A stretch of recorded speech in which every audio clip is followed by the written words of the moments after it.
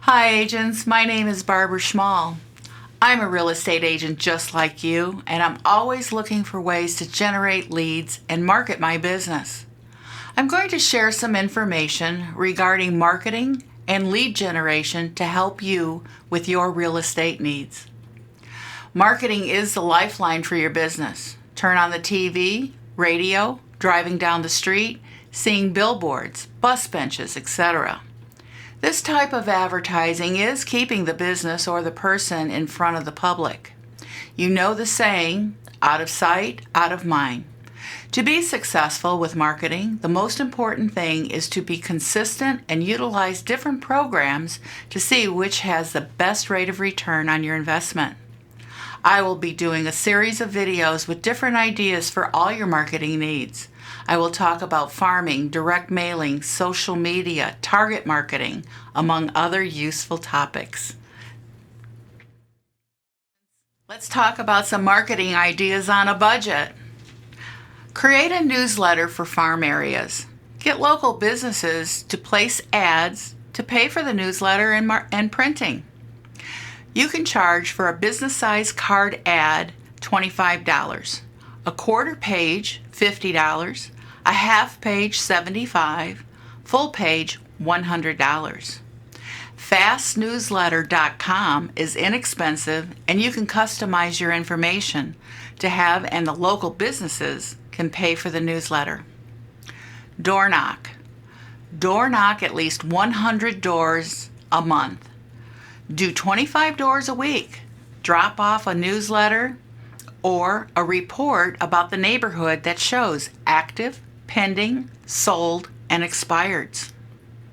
Hand out your business cards.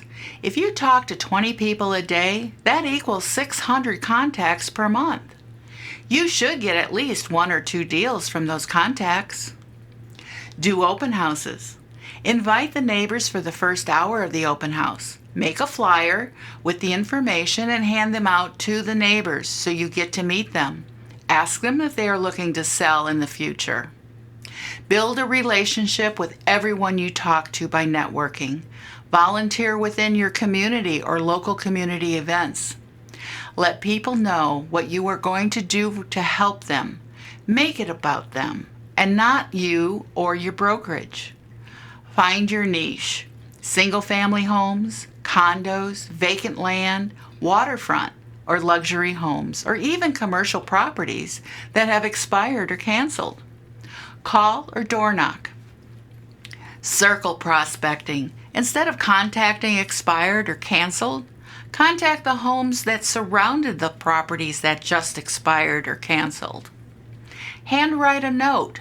This is less expensive and you can drop them off. Postcards require postage and the cost of the postcard. Send emails. Use a CRM, which is a Customer Relations Manager, or MailChimp, which actually gives you 2,000 free emails. Email the newsletter or a landing page. Do not procrastinate. Do the one thing you don't like to do first. Be confident. Stop obsessing over the number of transactions another agent has. Just start to build relationships. Inexpensive mailing, EDDM, every door direct mail.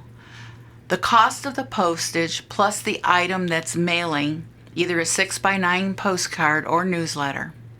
If you get local businesses to place ads, that will pay for the printing of the postcard or the newsletter. You can find more information at USPS.com. I have 7 incredibly simple real estate marketing tips that you can use to get started in real estate right now. Number 1, Pinterest. Pinterest squeeze pages for realtors that are looking to capture social leads for the first time. Pinterest marketing is cheap and super effective right now. If you're looking for tips on how to get started in real estate, I can't recommend anything better than Pinterest. Did you know that the average Pinterest user has a combined household income of over $100,000? Use Pinterest to get clicks to real estate landing pages. I recommend using canva.com to build your landing page. You can create the landing page and then drive traffic to them with Pinterest. Number 2, real estate blog posts are light on the budget. When you are becoming a real estate agent, the biggest thing to focus on is building up your credibility. It's so tempting to try to get more leads, but you won't close any of those leads you get until you have a certain level of trust and credibility.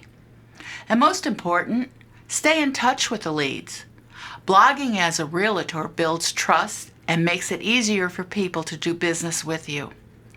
It's the best type of real estate branding, and it is way better than crafting some meaningless real estate slogan. Do you call your old teachers by their first name? Probably not. Why? Because they earned a level of respect from you years ago. They taught you something. Teach your future clients something on your blog and they'll remember it. Blogging is pretty much free.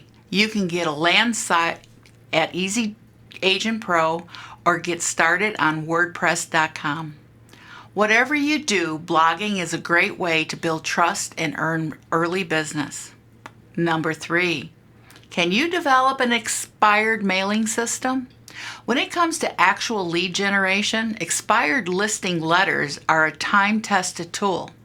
These people are likely to relist with another agent, and they are close to doing business. When you're getting started, you need to establish a cash flow. Otherwise, you'll go broke. Expired listings and letters and postcards help you find business now. Best way to call the expired or go and knock on their door. Number 4, farm your best location. To become an expert when you get started in real estate. Another way to become an expert quickly is to focus on one specific area. Realtors oftentimes spread themselves too thin. They want to rank on Google for 20 plus neighborhoods, door knock in 25 communities, and send mail to everyone. When you're starting, it's best to do real estate farming in one specific area. You can saturate that area. Everyone will know you. What do you need to dominate one little neighborhood? Maybe a real estate newsletter and some well-spent time. That's it, and you'll be the only one marketing directly to those local people. Farming small communities is the best way to climb the ladder as an agent. I'd argue it's the only way to succeed against entities like Zillow and Trulia. Think small and dominate that small area, then dominate another one.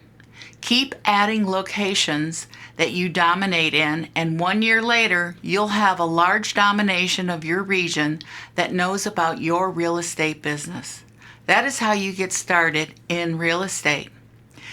Number 5, do your own graphics to cut costs when you get started in real estate. When it comes to marketing, nearly everything requires graphics. Real estate flyers, templates, postcards, logos, and business cards all need to be created. Here's a tool I use to create graphics on the fly. Canva.com is perfect when you have to get started in real estate. Number 6, here's the most frugal way to get started in real estate marketing. Collect emails. You're going to read posts on Facebook, Twitter, Pinterest, and Instagram all day long. Guess what still drives the most profit for agents? Real estate email marketing. Email marketing and the use of your CRM are still the primary driver of business in real estate. If you don't have a CRM, you can use MailChimp.com, which is free, up to 2,000 email addresses. Try to get 1,000 email addresses from people interested in your business in the next 3 months. If you can hit anything close to that goal, you'll be successful in real estate. And finally, number 7, use a real estate virtual assistant to execute effective marketing campaigns. Finally, you are getting started, but don't be afraid to use Real Estate Virtual Assistant. You will find a marketing activity that works like a charm and then spend all your time doing that activity. You'll then have zero energy left over to experiment with new things. This will stunt your growth and not only allow you not to get more business, but will help you to generate more business to hit the next level. Once you find a profitable marketing tactic, outsource it to your assistant. It's the only way to keep your schedule clear and allow you to find more marketing angles for your business. It will also allow you to go out and get more business and service the customers you're working with. Here is a success matrix. Measure your success by what works. Create your ads with specific market.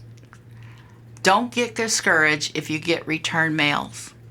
Create a yearly goal. Let's talk about some rules for navigating through the social media maze. Rule 1, be yourself and build a relationship. Rule 2, practice the 80-20 rule. 20% about you and 80% about the content you are posting. Rule 3, answer questions within 1 hour or as quickly as you can. 14% expect an instant response. 53% expect a response within 1 hour. Rule 4, keep it professional. Don't post personal stuff on your business page. If you were a home buyer or seller, what would you want to know? Rule 5, abide by the golden rule and avoid touchy subjects and treat your followers with respect. Rule 6, don't delete negative comments. This will happen. You are in the public eye. It is how you handle the negative comment or review. It's often the response that you provide and not the actual complaint that audiences notice. Try and resolve the situation. Rule 7, keep to one profile per network. Multiple accounts can be confusing and it is hard to juggle multiple accounts on the same network, also confusing to your followers. Having multiple accounts on the same social media network doesn't broaden your reach. Rule 8, stay relevant. Use hashtags. Hashtags is a word or phrase preceded by the pound sign, used to label a message. Knowing the power of hashtags and how to use them is essential for your overall social media success. Of course, too much of a good thing can do more harm than good. Twitter, use 2 hashtags. Instagram, go crazy. Highest interaction on posts, 11 plus hashtags. Facebook, use sparingly. 0 positive effect on an overall reach. Rule 9, proper grammar and spelling. Posting on social media, you're inviting the whole world to be your spell checker. Download Grammarly. It is for free. Rule 10, be wary of the content you share. The goal is to keep social profile relevant and helpful with interesting content. This can be a lot of work and time-consuming. Stay away from the inappropriate or politically charged content. Stay away from copyrighted material. Not all images are free. Check images found on Google image search. These may be copyrighted. Create your own by using Canva, MakerBook, all the free stock. Rule 11, automation is helpful. If you don't have time to manage your social media, there are tons of automation resources like Buffer, Hootsuite, Agent Directory, Paradigm's Social Automation Manager. Rule 12, planning on joining groups? Make sure to learn the group rules. Social media is a great way to network and join groups and communities. Make sure to read the group rules. Sometimes self-promoting is not allowed. Rule 13, don't be a spam bot. Getting followed is great and you want to get that again and again. However, don't go follower crazy. That can cause more harm than good. Twitter accounts that are following far more people than follow them back look suspicious. Think before you follow someone on social media and make sure they are legitimate. Rule 14, when tragedy strikes, stay low. Stay silent and keep your opinions and even condolences to yourself. You don't want followers to think you're taking advantage of a tragedy. Rule 15. Learn the frequency. Do your research on platform rules. Success, including how often to post on each network. According to Buffer, most frequently on Twitter and Pinterest, and least on LinkedIn and Instagram. Rule 16. How often should you post? Here is a list of networks and a number of times to post per day. Twitter, 3 times per day or more. Facebook, 2 times per day at most. LinkedIn, 1 time per day. Google+, 3 times per day at most. Pinterest, 5 times per day or more. Instagram, 1.5 times per day or more. This concludes the first of our series, and we know this information will be helpful to grow your real estate business.